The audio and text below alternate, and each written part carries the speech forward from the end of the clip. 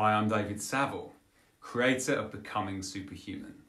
I'm a life coach, but rather than just asking questions, I challenge my clients in a way that creates radical transformation in a single session. And I'm currently launching my signature program, Becoming Superhuman, which is a range of immersive events, online courses, and live adventures to help you be able to handle anything, create anything, and choose to be powerful. I also want to create global impact actually by training leaders to do meaningful work and to do what's right. Leaders of companies, leaders of countries, rippling throughout the world, creating a future generation of children who embrace risk, naturally help others, and seek to live lives that actually mean something. Welcome to Becoming Superhuman. So today, I'm going to be exploring why there are no second chances. This is a fundamental truth about life that we deceive ourselves about. You know, we believe there's always more time. We can always do better next time. It's not actually how life works. There really is no second chances for anything. This moment, once it's happened, will never be here again. We're going to be diving into that and diving into the of how that came about, of why it's so important, and what you can do about it immediately to change how you make the most, how you seize the moment. Now, thank you for the loves. Now, as you may know, I am launching, I'm in the middle of launching and recruiting for actually Becoming Superhuman, my range of immersive events designed to help people to become superhuman. If you already know that you want to go on that path, and it could be online as well as in person too, if you already know that, you can enter the tryout phase now. There's no fee for, but there are certain requirements, and you can go to davidsaville.as.me/superhuman if you want to go through that. There are questions there that it's actually your first steps to becoming superhuman is to answer those questions with detail and with depth. That all by itself can serve you. So if you're interested in that, you can go do that now or after the call, or the call after the live. But thank you for being here. So we're going to dive into this now. The truth about life. How about there are no second chances? You know, it's like we live in this self-deception where life just seems to carry on. You know, it's like we'll go to work, we'll go home, we'll have routines that we go through every day. And what those routines do, they give this illusion of safety as if life's going to continue forever. Because it's a functional thing, right? To freak out about the fact we're all going to die is not necessarily a great, exciting way to live, right? And you can see how, for a survival mechanism, probably wouldn't be good to think about that too much. So some people particularly find it very difficult to be aware of that fact, right? It's very painful to think that we and everyone we know will no longer be here one day, right? It sucks, especially when we don't really know what comes next, if anything. So it's not necessarily like an aspirational thing to think about. But the problem with not thinking about it is we have this idea that there's always something more. We'll go for things, and if it doesn't go to plan, we will just make excuses for ourselves, like I just wasn't feeling it that day, or next time I'll do better, and all these different ways of placating ourselves, which actually get in the way of really owning the fact that we screwed up and we could have done a lot better. We want to make ourselves feel better often. So this came about, the reason why I wanted to share this and why it feels so important to me is because I was listening to a song, Lose Yourself by Eminem recently.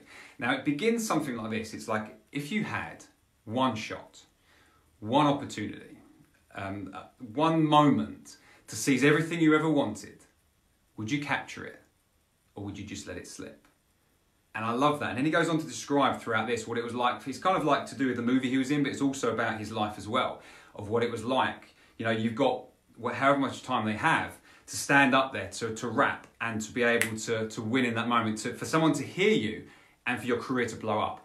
You either choke or you make it. It's like one shot, and if you screw it up, that's it, you may never get another one. And he was talking about throughout how he actually, the first time he ever picked up a mic, he got booed off stage. So this is like a real thing, you know, a really successful human being through song sharing what it was like for him in that moment. You know, how scared he was, the sweating palms and all of these things. And then I think I heard later that same day, I was watching The Voice. Now on The Voice, if you've seen it, it's similar to X Factor, but I think better. And so on The Voice, they come on the stage, and as they walk up to their spot, You've got the 4 chairs of the coaches, you know, Will I Am and the others, stand like with their backs to them. They've got the audience there. They know it's going to be watched by millions of people, assuming they get through to the, you know, assuming they're any good and they'll get publicised, but it's potentially millions of people, right? So they stand up and they step there on their spot. And then it's silence. Before the music kicks in, absolute silence. They can see their family over to the side there. They often give them a nod. And then you can hear the tension in their voice. You can hear them heavy breathing in this moment. And this is it. This is everything they've been dreaming of for maybe years, maybe a lifetime. All boiled down into this moment, into these 90 seconds. Can they do everything they've trained to do? Can they reach the heights of their voice that they've trained themselves to do? Can they do that in this moment? Can they do it, or they break, or they choke? And then, of course, essentially what they need to do, as Will I Am has described many times, through their voice, they need that voice to go through the back of the chair into the arm of the judge or the coach. So the coach hits the button and the chair turns around. And only then will they know they've made it through this point. Will they know they've got the chance. And so many times, of course, it doesn't happen. Most of the time it doesn't happen. But that's it. It's that 90 second. It's the walk. It's like all or nothing. One shot and that's it. And the reason it is one shot particularly, because of course there are times when people go back, but you don't know you're going to get on again. What does it mean to you to give everything here and to fail? Are you going to be able to go again? Or is it going to be too hard? Or maybe the structures in your life don't allow for it. If you don't do it now, maybe it'll be another 10 or 20 years before you can do it again because of your children or because of the way life is. It's one moment, 90 seconds. And there's that moment where it's absolute silence just before, and you even begin to hear their voice. We don't know, right? There's a moment there's a palpitation for us listening. It's like, is this person going to crack? Are they going to surprise us with the voices we've heard?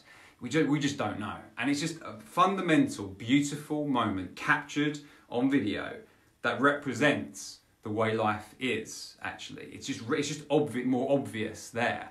Thank you for the loves. And life is a series of these, really. We have them throughout our lives. We may not always realise that we have them.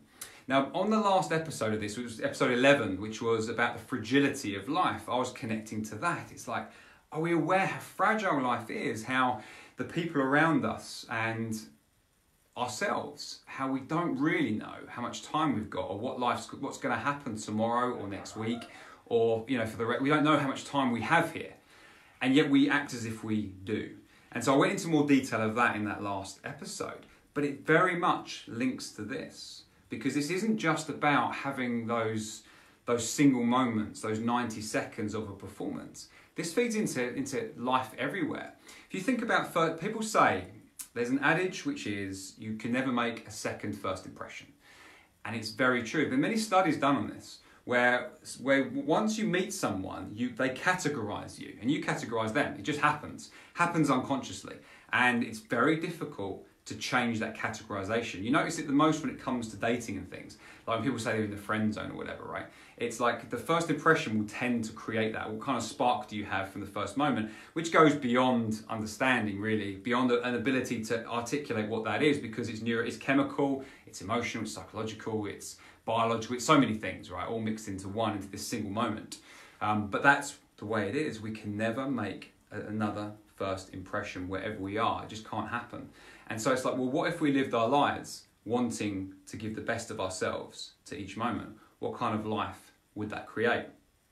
What if we could give everything of ourselves for this moment? What would life be like if you did that? So if that's for you, if you want to be able to say yes to the most extraordinary moments and to know that you can handle it. Oh, I used to call this, actually, because when I started doing public speaking and that, and it's damn hard. I used to think like it's excruciating agony was how I described it.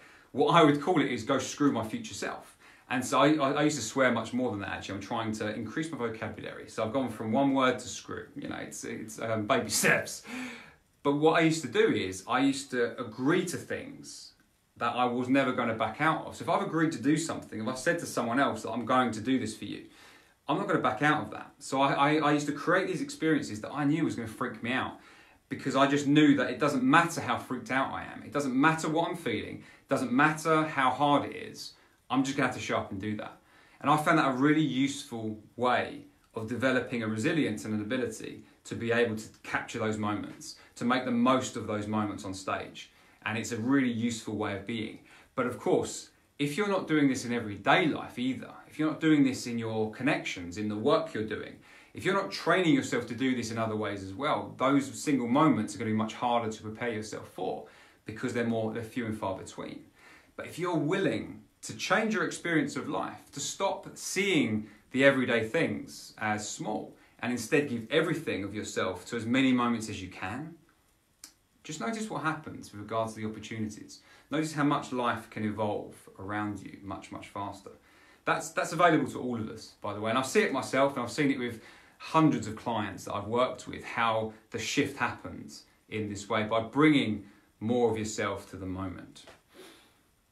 Now, if you want to bring more of yourself to every moment and you want to develop an ability where you can handle anything that comes your way, no matter how hard, no matter how amazing the opportunity, if you want to be able to do that, maybe becoming superhuman is for you. I mean, I have some very cool experiences happening this year, some very cool ones. So a 5-day one in April, I've got my 6th month extravaganza at the end of the year, plus an online coaching I'm doing as well to terraform your life. If any of these interest you and you want to become superhuman, go to davidsaville.as.me/superhuman.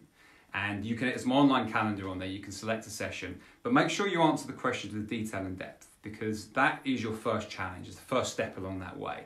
And then the cool thing is there are no fee tryouts, so you get to, assuming you answer the questions with depth and detail, we go through the process. At the end of that, you either are excited by, and I'm excited by working with you, or you're not, and I'm not, and that's okay. It's irrelevant. The important thing is to go through the trial, see if you're inspired to continue, and then see what extraordinary experience you can have afterwards. It's very, very cool. I'm very excited about it.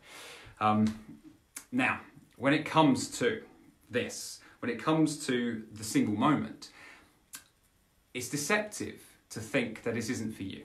It's deceptive to think that you're ordinary. In fact, on a coaching session that I was doing just yesterday, one of the things that came up was about work and about this person's got a job, doesn't want to be in, really, clearly doesn't like it enough, and yet we're exploring how he can do better there. Not because it doesn't matter about the job itself, but how you work in your day is actually representative of your experience of life itself. So this is the cool thing. This is why one of the reasons I love this becoming superhuman, because as well as the big challenges, as well as the things that will expand you in a physical, psychological, and emotional way on a huge way, which I love to take people through, there's also the seams that run through your everyday life. And those seams are the things you do every day. Within those habits, within those patterns, that is a place that you can immediately make a huge difference to yourself. If you instead stop looking at things as if you're working for someone else, for instance, if you have a job, or you're doing it for money, or any of this kind of thing, embrace it as if you're doing it to become a superhuman version of yourself. It's like, how can I be better here? How can I, this is what I love about work, right? People who do have jobs they want to leave. It's like, well, you're getting paid right now to become a better human being. How cool is that? You're getting money in your pocket to actually train yourself to be extraordinary. That's very cool. And of course you can go get another job as well, but don't waste the opportunity while you're there. Utilize the moments, the daily routines, the daily habits. You change these things. I can't remember where I heard this actually. It may have been Jordan Peterson or somewhere like that. It's like the things you do every day are the most important things because they take up the majority of your life. You know, the food you're eating, the nutrition you have, the sleep that you have, the patterns and habits and rituals that you partake in the mornings, in the evenings. You know, the things you are doing every day, they add up most of your life. Make sure you are giving yourself to those moments. Now, there's a great example actually of bringing someone's awareness to this was back in October. Right, my friend Rich and I were running our last retreat we were doing in Spain. And one of those experiences was taking clients on the rocks there. So they were doing some rock climbing. And one of them in particular, she had some health challenges, but she was on the rocks. And she got up to a certain point and she wanted to come down. But I'm there, as well as you've got the rock climbers there, I'm there doing my coaching. So I'm supporting them in a different way, psychologically and emotionally and that kind of stuff. So I'm there, and before she gets down, I say, just pause for a moment and consider, do you truly want to come down or do you want to challenge yourself? Let her decide, but that was my question. She decided she wanted to come down. That's her choice. So she came back down. And then, you know, time ran out actually. And whereas they were going to get 2 goes, they weren't going to get all 2 goes. We had to get back because it took longer to get everyone going through. And then she realised she's missed out. She wasn't going to get a second go. And that's when she said she was holding back on that first experience because she thought she could do it later. Now, of course, looking at her life, looking at the way she's lived it, she was quickly able to see with some direction how she does that in her life a lot. How because of her health challenges, which are real, she has developed this practice of holding back her energy because she may need it later.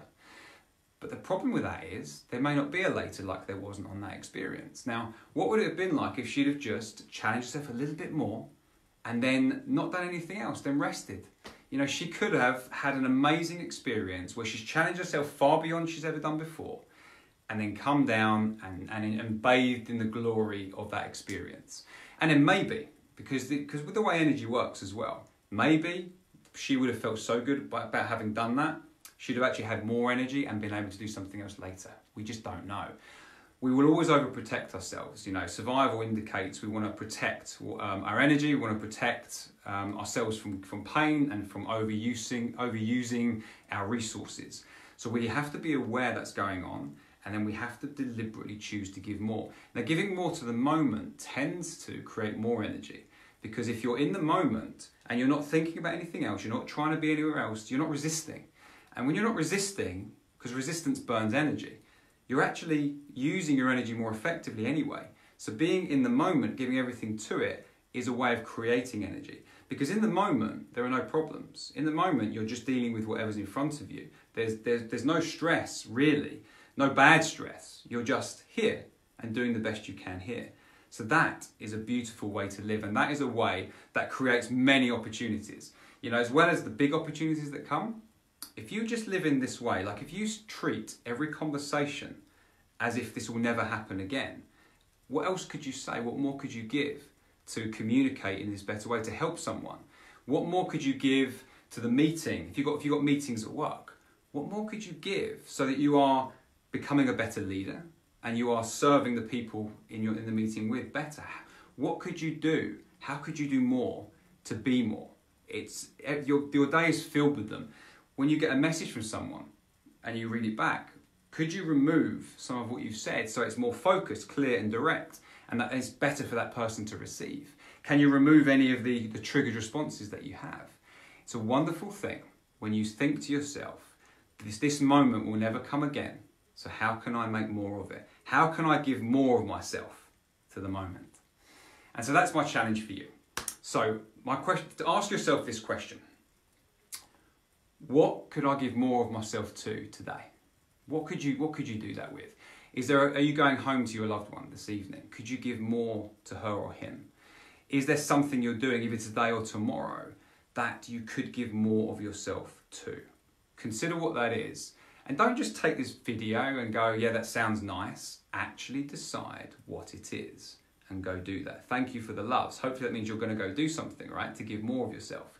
Because we are nowhere near reaching our capacity. The truth is, if we continue life as it is right now, we will most likely get to the end of our life having barely begun to create anything we could in life. We'll get to the end of our life and it'll be like, wow, we could have been so much more. We could have done so much more. But we don't need to get to the end of our life to do that. We can, in this moment, choose to be better. In the next moment, choose to be better and do this every single day as much as we can. So we extract the most out of life and we give more to the people around us and see what happens. So that's it. Ask yourself the question, what could I give more of myself to? What could I give everything of myself to today? Go do that and notice what happens. Thank you for being here. Now, if you want to give more of yourself to the small moments, but to every moment in life, you want to become the superhuman version of yourself, and you'd like to find out how I can help you do that, go to davidsaville.me/superhuman, which is one word. Choose your time, answer the questions with detail and depth, and enter the no-fee tryout where we get to find out what you could become, actually. Because the cool thing about these tryouts are your life will begin to change. You will begin to take your superhuman steps immediately. That's the work. You know, the whole point is that when we get to the end of the tryout, which is a 2-stage process, you already know what coaching with me is like. And when I share with you the incredible opportunities you've got to continue, it's very obvious if you want to join or not. So it's very simple. It's a great opportunity. Only do it though if you're willing to work, because there's a lot of work within your life that's required. It's, as I shared with someone yesterday actually, it's very important. The work isn't extra. Like, you're not doing extra work outside of your life. Like, you don't need more time. You're just doing the things in your life better and differently. That's the work, actually. It's how can you make everything already in your life much better, more superhuman. That's the work we do during the tryout phase. It's very, very cool. Now, Superhuman itself, I've got a range of immersive experiences. We have some online training as well that I'm doing. It's just very exciting, actually. I was talking to a guy who I'm running the events with, because the actual Becoming Superhuman extravaganza is like September to February. It's an incredible experience, including 5 immersive experiences, each one unique, each one a rite of passage, each one an extraordinary adventure and holiday all by itself. Like, all by itself, right, without anything else, it would be transformative. Then on top of that, you've got me there to help you leverage it and to do some deep work with you whilst we're there. Then on top of that, I have stacked them together in a very specific order to change who you are, the way you're showing up, and reshape your entire life throughout this time. And then I'll be supporting you throughout. And plus you'll be with some other extraordinary superhumans. I mean, it is going to be incredible. By the end of it, there'll be no problems in life, no limits in life that aren't real, and you'll be equipped to deal with anything that comes up. Very, very cool. Okay, well, if that inspires you, go to davidsaville.as.me/superhuman, and I'll see you there in the tryout. Otherwise, I will see you for the next episode of Becoming Superhuman. Thank you for being here.